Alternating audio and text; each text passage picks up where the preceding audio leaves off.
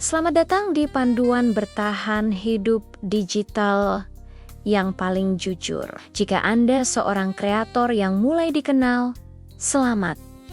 Anda sudah berhasil melewati fase sulit, tapi sekarang Anda menghadapi tantangan baru yang seringkali jauh lebih berat dari sekadar mencari ide konten. Tantangan itu bernama haters. Setiap kreator sukses, setiap SEO, setiap tokoh publik pasti memiliki barisan komentar negatif. Ini adalah pajak popularitas. Masalahnya bukan apakah Anda akan menghadapi komentar negatif, tapi bagaimana Anda menghadapinya? Kebanyakan orang merespons secara emosional, tapi Anda sebagai CEO konten Anda sendiri harus merespons seperti seorang profesional tingkat tinggi.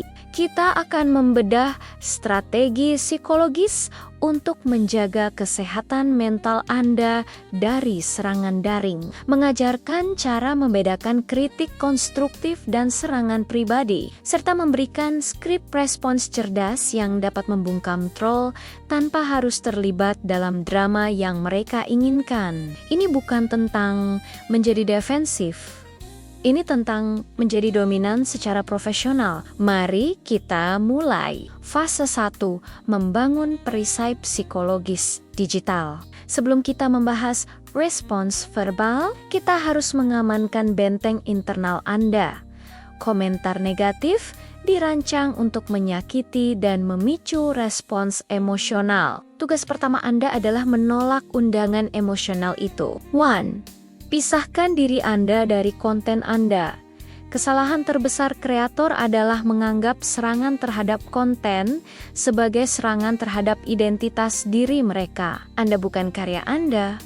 Konten adalah produk yang Anda buat. Jika ada yang bilang video ini sampah, itu bukan berarti Anda adalah manusia sampah. Itu berarti, menurut mereka, produk Anda di video itu kurang bagus. Praktikkan detasemen ini. Ketika membaca komentar negatif, visualisasikan diri Anda sebagai seorang manajer yang sedang menerima laporan buruk tentang performa produk. Apakah Anda akan menangis atau mencari solusi?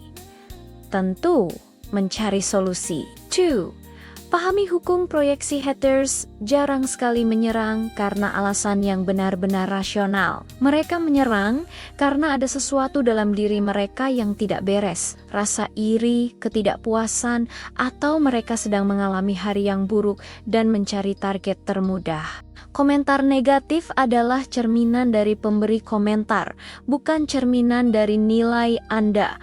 Mereka memproyeksikan frustrasi internal mereka ke ruang publik. Ketika Anda menyadari bahwa kota-kota mereka lebih bercerita tentang kelemahan mereka daripada kelemahan Anda, kekuatan mereka akan hilang. Ini adalah kunci mentalitas profesional. Jangan pernah membiarkan orang yang tidak pernah membangun apapun menghancurkan apa yang sudah Anda bangun. Fase 2, filter profesional, kritik versus serangan. Kita harus jujur, tidak semua komentar negatif adalah hater. Beberapa adalah audiens yang peduli dan ingin melihat Anda menjadi lebih baik. Inilah saatnya kita mengaktifkan filter profesional. Kritik konstruktif ambil dan terapkan kritik konstruktif selalu memiliki 3 ciri. Pertama, spesifik. Mereka tidak mengatakan konten Anda membosankan, tapi konten Anda di menit jam 3 lewat 15 menit sampai pukul 4. Terlalu banyak basi-basi, mungkin bisa langsung ke intinya. Kedua, solusi oriented. Mereka menawarkan perbaikan. Audio Anda kurang jernih, coba ganti mikrofon atau lakukan noise reduction. Ketiga, tone yang jelas.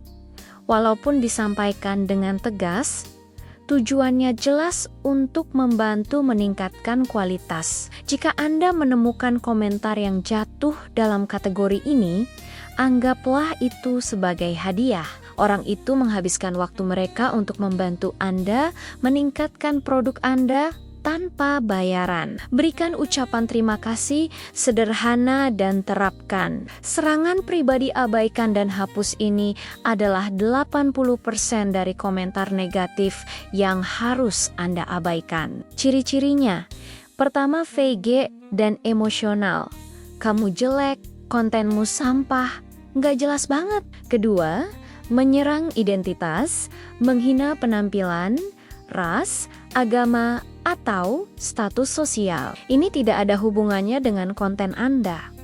Ketiga, tidak ada solusi, hanya berisi penghinaan murni. Ketika Anda melihat serangan pribadi in Godlove Face pertama ini bukan tentang Anda, jangan pernah membalas serangan pribadi. Membalasnya sama saja dengan mengundang troll masuk ke rumah Anda. Fase 3, strategi 3, respons cerdas. Setelah Anda memfilter, saatnya menentukan strategi respons. Kita hanya merespons kritik konstruktif atau serangan troll yang sangat menarik perhatian untuk tujuan engagement. Respond. Saat Anda memutuskan untuk merespons, pilih senjata Anda. Kita punya 3 senjata utama: fakta, humor, dan empati. A. Menggunakan fakta untuk koreksi kesalahan. Jika troll atau kritikus salah secara faktual tentang konten Anda, responslah dengan data dan tenang. Ini menunjukkan otoritas dan profesionalisme. Troll berkata, "Informasi di video Anda tentang sejarah ini salah total. Itu terjadi tahun 1999. Bukan 2005. Respons cerdas fakta. Terima kasih atas koreksinya. Data yang kami gunakan mengacu pada studi X tahun 2020 yang merujuk pada regulasi Y yang mulai berlaku 2005. Bukan insiden awal di ke-1999. Perbedaan ini memang krusial, tapi fokus video ini adalah pada implementasi regulasi. Tapi poin Anda valid mengenai akar masalah di 1999. B. Menggunakan humor untuk serangan yang tidak berbahaya. Humor adalah disinfektan terbaik untuk drama. Gunakan humor yang cerdas, yang membuat Anda terlihat santai dan membuat si troll terlihat terlalu serius. Tapi hati-hati, jangan gunakan humor yang menyerang balik. Troll berkata, "Wajahmu itu loh bikin malas nonton respons cerdas humor." Waduh, maafkan saya lupa pakai filter hari ini. Saran yang bagus, mungkin saya harus fokus jadi voice over saja ya. Terima kasih masukannya, mari kita fokus pada materinya saja. C. Menggunakan empati untuk memadamkan api. Kadang, troll hanya ingin didengarkan. Respon dengan empati yang tulus namun tetap berjarak. Troll berkata, "Saya tidak suka cara Anda menjelaskan. Anda terlalu sombong dan sok tahu." Respons cerdas empati. "Saya mengerti perasaan Anda. Saya menyesal jika gaya penyampaian saya terasa sombong. Tujuan saya hanya berbagi informasi dan saya akan berusaha lebih baik di konten mendatang untuk memastikan pesan disampaikan dengan lebih rendah hati. Terima kasih sudah menonton." R2. Redirect. Mengalihkan. Jangan biarkan komentar negatif mematikan momentum Anda. Gunakan kebisingan mereka sebagai bahan bakar, ubah negatif menjadi positif. Jika ada topik panas yang memicu banyak hate, buatlah video tindak lanjut yang membahas topik itu secara umum tanpa menyebutkan nama troll tertentu. Gunakan energi mereka untuk meningkatkan engagement. Contoh, jika Anda dituduh bias, buatlah video berjudul "Mengapa Penting Mendengarkan Sudut Pandang Lain" dan gunakan data dari kritik mereka bukan hinaan sebagai bagian dari pembahasan Anda. R3. Report and remove. Laporkan dan hapus. Ini adalah garis batas yang tidak boleh dilintasi. Segala sesuatu yang berbau ancaman, pelecehan, harassment, ujaran kebencian, atau doxing menyebarkan informasi pribadi harus segera dihapus dan dilaporkan ke platform. Menghapus komentar bukan berarti Anda pengecut. Itu berarti Anda adalah manajer komunitas yang menjaga kebersihan ruang digital Anda. Komunitas Anda layak mendapatkan tempat yang aman dan positif. Jangan biarkan racun merusak atmosfer. Fase 4. Mentalitas SEO content. Bayangkan diri Anda sebagai CEO dari sebuah perusahaan miliaran dolar. Apakah Anda akan menghabiskan waktu rapat dewan direksi untuk merespons email dari satu pelanggan yang marah dan menggunakan huruf kapital semua? Tentu tidak. Anda fokus pada metrik yang penting, pertumbuhan, kualitas produk, dan retensi audiens setia Anda. Prinsip 80/20 dari perhatian Anda, 80% perhatian. Anda harus diarahkan kepada 20% audiens Anda yang paling setia, yang mendukung Anda, dan memberikan kritik konstruktif.